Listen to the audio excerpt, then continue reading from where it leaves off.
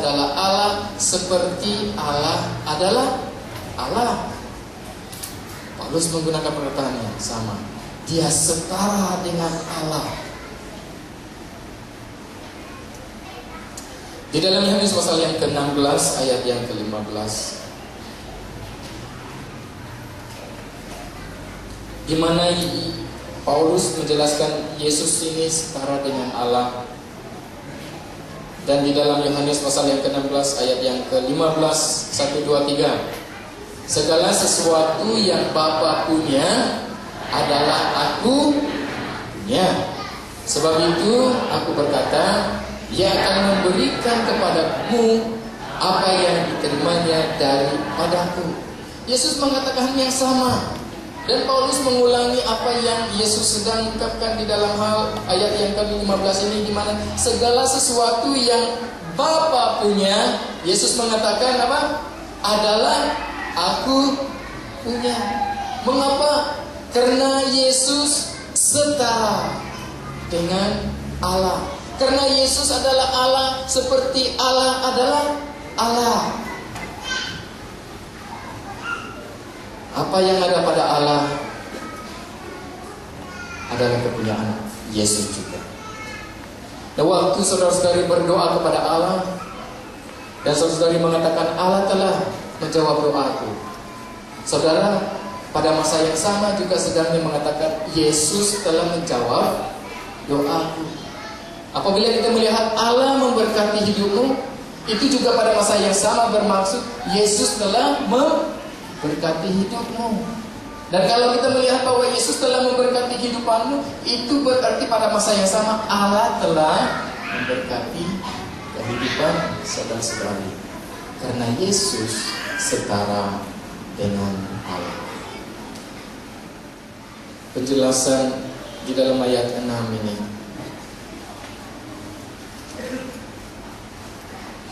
walaupun dalam rupa Allah, Yesus tidak menganggap kesetaraannya dengan Allah itu sebagai milik yang harus dipertahankan. Nah, ini penting untuk kita perhatikan bersama. Walaupun dia setara dengan Allah, apa yang Allah punya, apa yang ada pada Allah, juga kepunyaannya.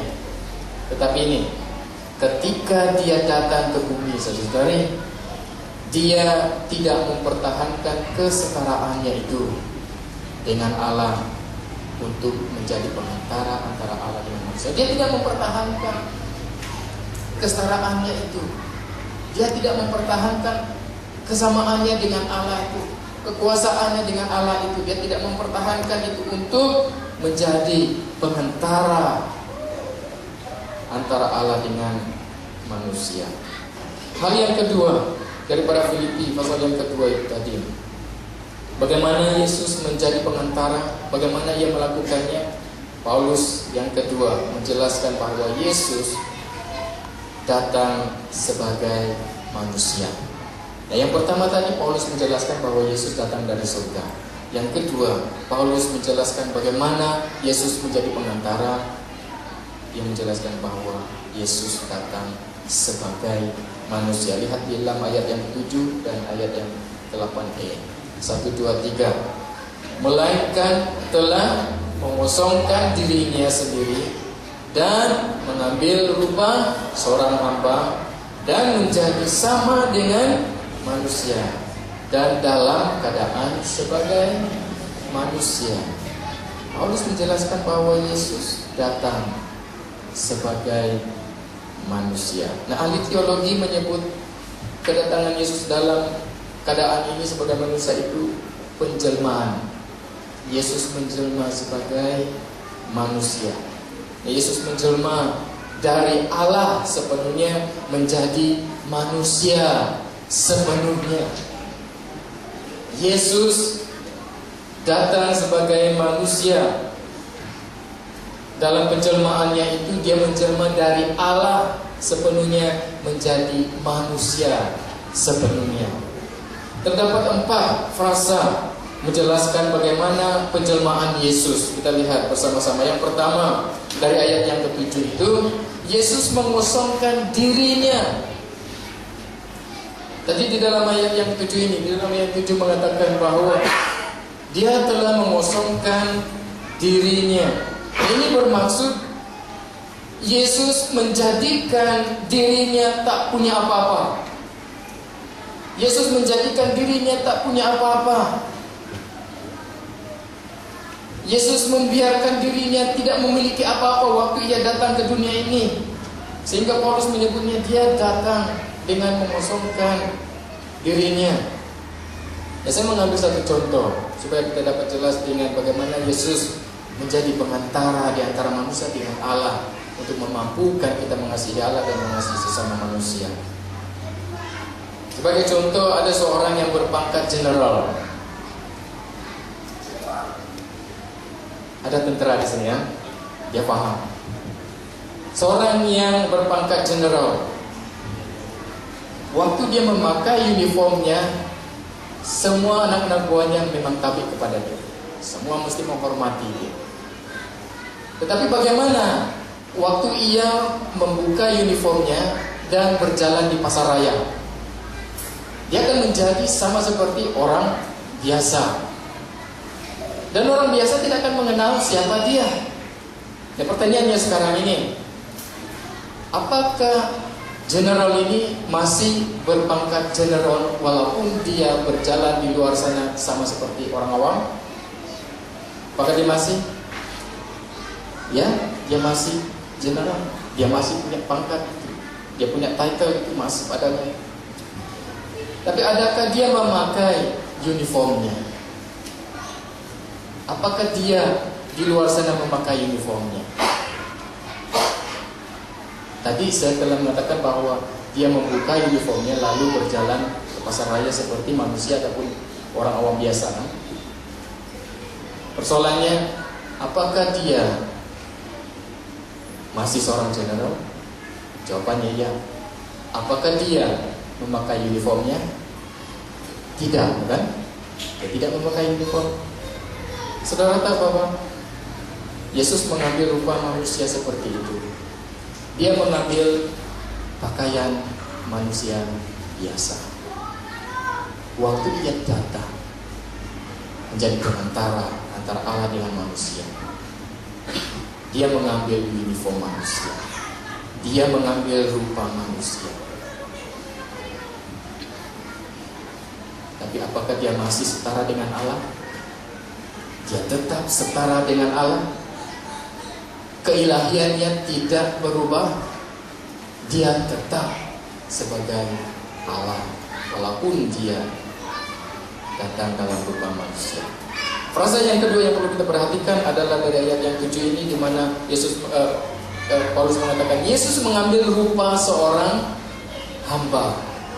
Nah, tadi dia mengosongkan dirinya. Yang kedua, Yesus mengambil rupa seorang hamba. Maksudnya di sini adalah Yesus merendahkan dirinya supaya boleh menjadi seorang pengantara antara Allah dengan manusia. Yesus merendahkan dirinya sampai dia mengambil tempat yang paling bawah status setiap manusia. Dia merendahkan dirinya sampai dia mengambil status seorang hamba. Dan di dalam status itu dia melayani. Apakah dia masih setara dengan Allah waktu ia mengambil rupa manusia dan menjadi seorang hamba? Dia masih.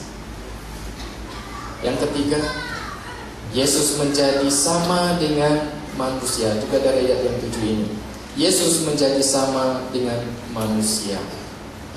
Jadi ini menjelaskan bahwa Yesus adalah Allah dalam rupa manusia.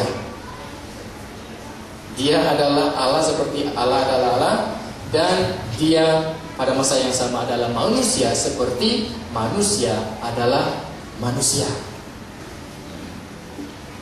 Perkataan sama di sini bermaksud penampilan jasmaninya dan pengalamannya adalah sama dengan manusia. Dia datang, dia dilahirkan, dia punya fisikal, dia boleh dijamah. Waktu dia tangannya dipaku, ia berlubang.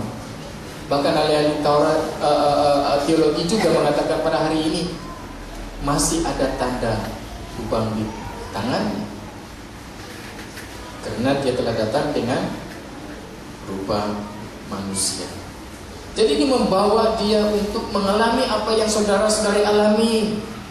Ini membuat dia mengalami penderitaanmu, kesedihanmu, kekecewaanmu, sakit penyakitmu yang engkau derita pada saat ini. Dia mengalami itu. Dia telah mengambil itu bersama-sama dengannya di kayu salib. Dan yang keempat, Yesus dalam keadaan sebagai manusia. Paulus menjelaskan semuanya ini supaya kita dapat mengerti bagaimana Yesus datang sebagai pengantara antara Allah dengan manusia. Ramai anak-anak muda pada saat ini hanya merayakan Christmas karena itu adalah suatu budaya ataupun adat gereja hari ini. Tapi saya percaya tiba waktunya bagi gereja untuk membawa pengenalan yang lebih mendalam mengenai Yesus kepada jemaatnya. Untuk lebih mengenal firman Tuhan, lebih mengenal apa yang telah Yesus lakukan, selain daripada hanya datang-datang dalam ibadah seperti ini. Saudara-saudari perlu lebih mengenal firman Tuhan. Nah, yang keempat, Yesus datang dalam keadaan sebagai manusia. Nah, kalau kita pada zaman Yesus ada di bumi 2000 tahun yang lalu, saudara dan saya tidak melihat Yesus berbeza daripada orang-orang awam lain. Kita tidak akan melihat yang ada satu bulatan yang berkilau di atas kepalanya. Kita tidak akan melihat sesuatu yang membuat kita mengatakan, itu dia anak Allah. Karena dia datang dalam keadaan sebagai manusia.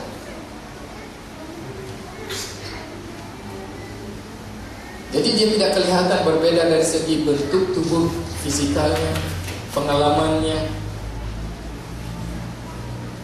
Dia sama seperti dengan manusia biasa.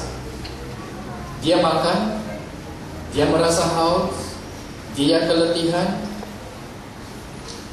dia merasa tertidur,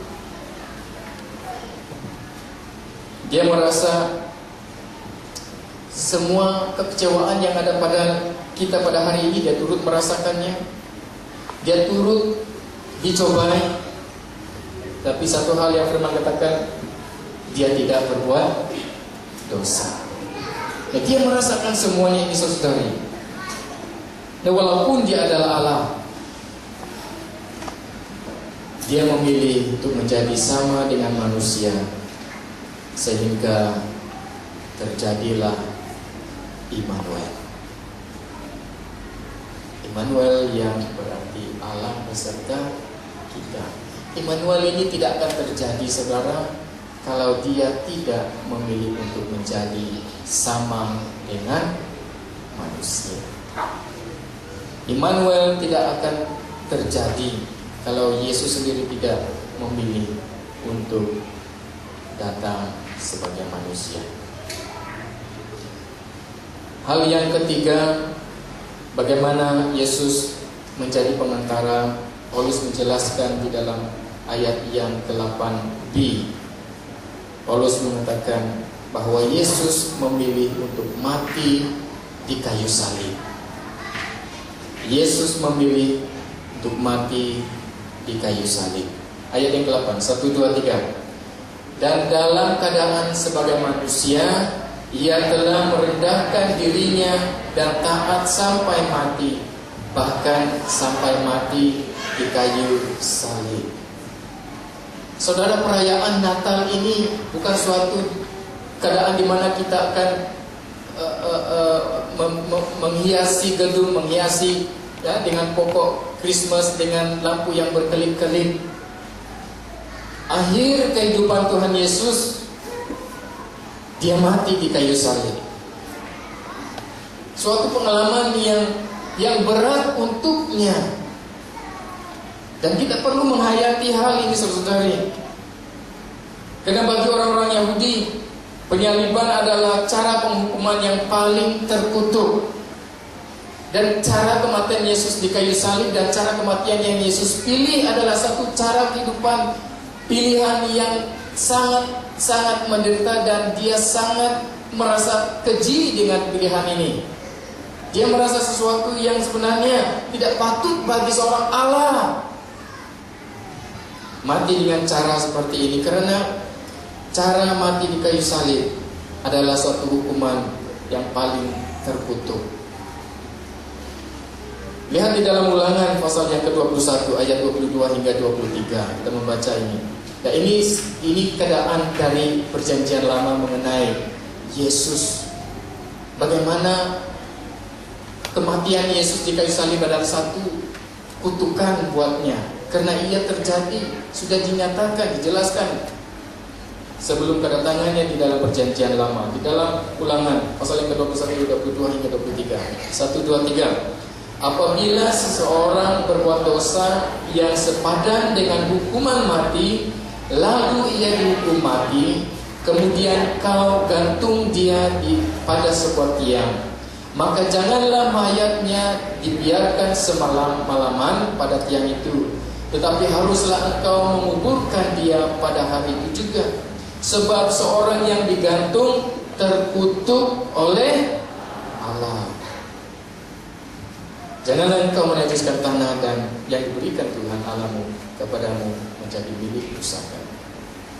Di dalam Galatia pasal yang ketiga ayat yang ke-13 juga Paulus menjelaskan hal yang sama. 13 1 2 3. Kristus telah menebus kita dari kutuk hukum Taurat dengan jalan menjadi kutuk karena kita. Sebab ada tertulis, terkutuklah orang yang digantung pada kayu salib. Dari ayat yang ke-8 memberitahu kita betapa dalamnya penghinaan yang diterima Yesus di kayu salib. Ayat yang ke-8 ini menjelaskan betapa dalamnya penderitaan itu.